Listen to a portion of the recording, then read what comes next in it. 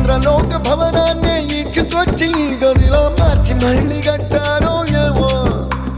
మాయజాలము తెలుసు మంత్రగారడి తెలుసు రెంటి కన్న ఇది ఇంకోటేమో